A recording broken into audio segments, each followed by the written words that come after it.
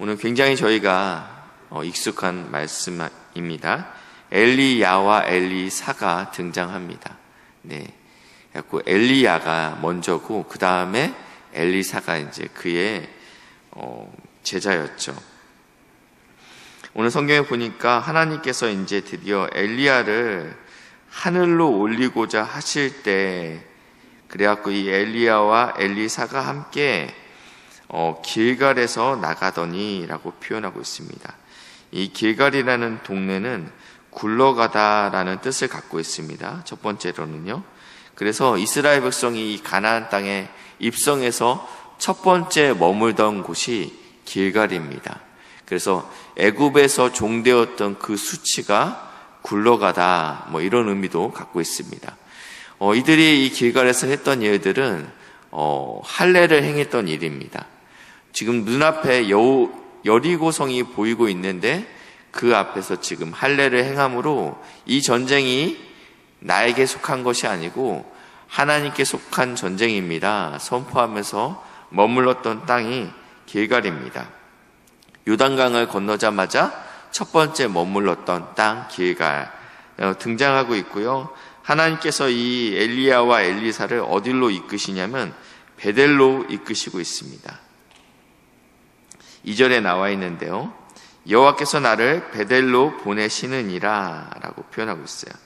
그곳에 이제 하나님의 선지자들이 있었습니다. 3절에 보시니까 베델에 있는 선지자의 제자들이 이 신학생들 같은 사람들이 있었습니다. 그래서 이 엘리사에게 하나님께서 우리에게 말씀하셨는데 오늘 당신의 선생을 당신의 머리 위로 데려가신 줄을 아시나이까? 오늘 하나님께서 드디어 선지자 엘리야를 데려가신다라고 이야기합니다. 라고 이렇게 이야기하고 있습니다. 이 베델은 어떤 곳입니까? 금송아지, 특별히 이 야곱이 그의 형 에서를 피해서 도망가다가 꿈에서 이제 하나님을 만난 곳이 베델입니다. 그래서 뜻 자체는 하나님의 집이란 뜻을 갖고 있고요. 그리고 나서 이곳은 이제 북이스라엘에 금송아지가 있었던 곳입니다. 그러니까 영적으로는 사실은 한 번은 가장 거룩했던 곳이기도 하고 또 한 번은 지금 역사적으로는 또 가장 타락한 도시가 이 베델이라는 도시입니다. 그리고 나서 하나님께서 또 어디로 이끄시냐면 여리고로 이끄십니다. 여리고는 너무 잘 아시죠? 이스라엘 백성들이 요단강을 건너서 길갈에서 머물고 길갈에서 머물다가 여리고성을 점령한 사건이 있습니다. 이 여리고성 하나님께서 저주한 땅이죠. 이곳에 다시는 성전이 세워질 수 없다라고 선포했던 그 땅입니다. 이 땅에 가서 한번 또 둘러보게 합니다. 근데 반복되는 일이 또 발생합니다. 여리고에 있던 하나님의 선지자들의 제자들이 또 다시 한번 이야기합니다. 그리고 나서 6절에 보시니까 하나님께서 이번에 이들을 어디로 이끄시냐면 요단으로 이끄십니다. 그러니까 요단강을 이제 건너게 하셨다라는 것입니다. 왜냐하면 오늘 성경에 보니까 겉옷을 가지고 물을 쳤다, 이 요단강을 쳤다라는 것이거든요. 그러니까 요단강을 건너는 사건이 발생하는데 어떻게 건너냐면 두 사람이 마른 땅 위로 건너더라 라고 표현하고 있습니다. 이 사건을 보면 저희가 비슷하게 생각나는 사건이 있습니다. 여호수아 3장 17절 말씀인데요.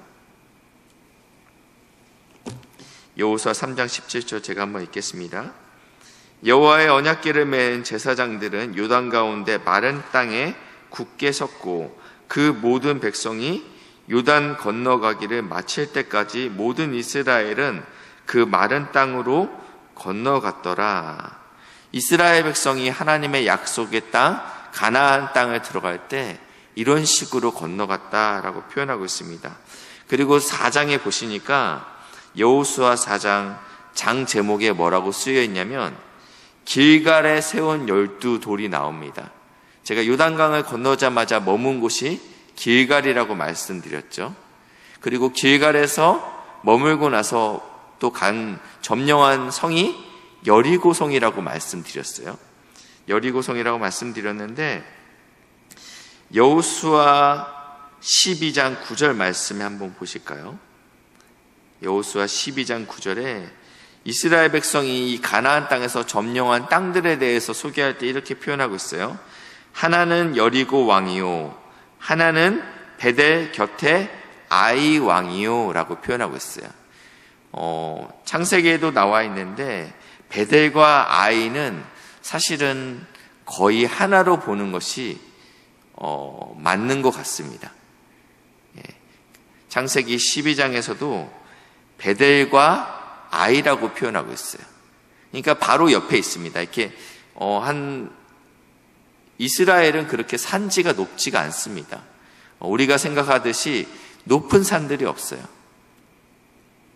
그래서 이제 언덕 정도나 되어 보이는 그런 모습들이 보이는데 이 베델과 아이는 같은 성경에서는 같이 쌍둥이처럼 같이 드러내고 있습니다. 지금 이 동서는 이스라엘 백성이 가나안 땅에 입성하고 나서 하나님의 말씀에 따라서 순종하면서 들어왔던 그 동선입니다. 근데 이 지금 하나님의 선지자 엘리야가 지금 그 동선을 역순으로 건너가서 어디로 가냐면 요단강을 건너간다라는 거예요. 약속의 땅에서 벗어난다라는 것입니다. 이것이 북이스라엘에게 영적으로 얼마나 어두운 사건인지에 대해서 이렇게 설명하고 있다라는 것입니다. 그리고 나서 오늘 계속적으로 한번 보시면요. 이들이 건너갑니다. 그래서 이제 엘리사가 엘리야에게 이렇게 묻습니다. 이제 계속 따라오니까 따라오지 말아라. 나는 이제 죽으러 간다. 라고 이야기하는데 아닙니다. 저는 당신을 끝까지 따라가겠습니다.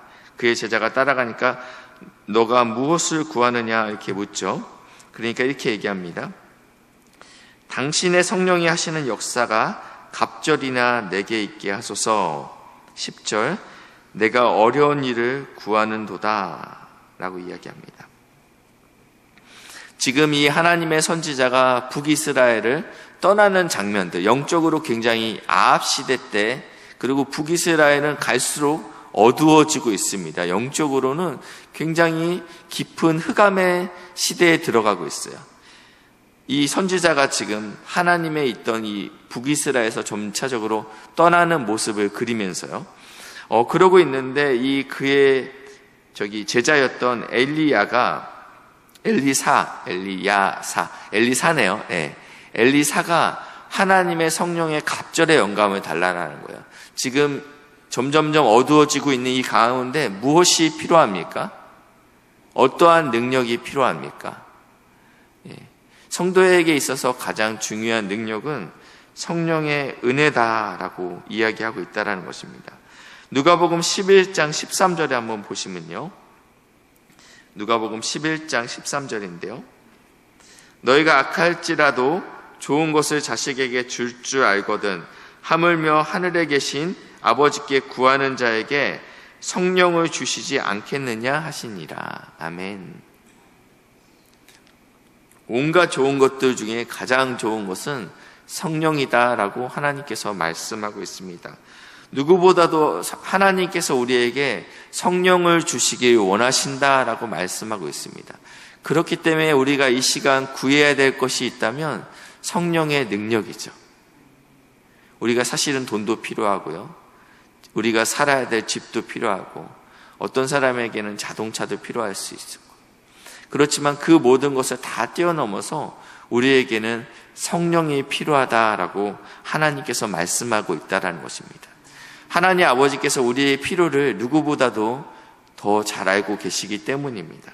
그렇기 때문에 우리도 이 시간에 구해야 될 것이 있다면 성령의 은혜가 우리에게 필요하다. 성령의 능력이 우리에게 필요합니다. 하나님께서 하나님 앞에서 구하는 시간 되시길 주님의 이름으로 축복합니다.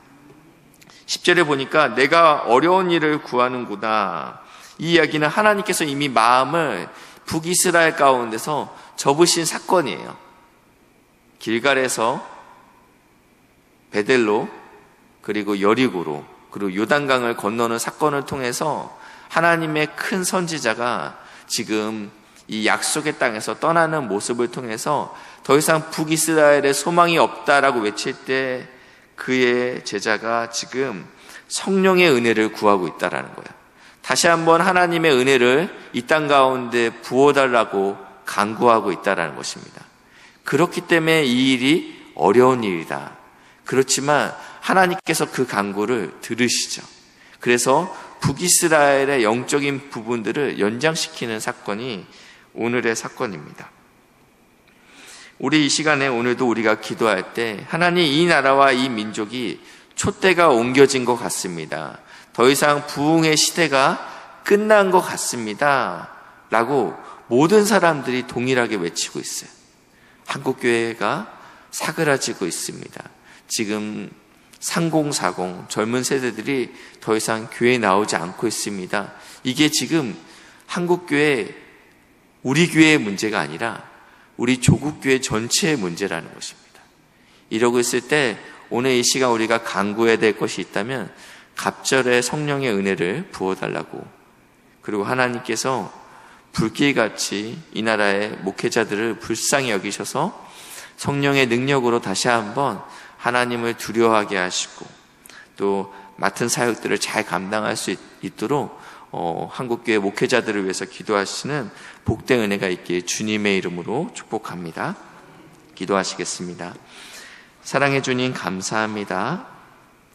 영적으로 죽어가는 것처럼 보이지만 이 시간 우리가 다시 한번 구하는 것은 갑절의 성령의 능력을 구합니다. 우리에게 가장 필요한 이 능력이 우리 안에 채워질 수 있도록 인도하시고 역사해 주시옵소서. 감사드리며 예수님의 이름으로 기도했습니다. 아멘.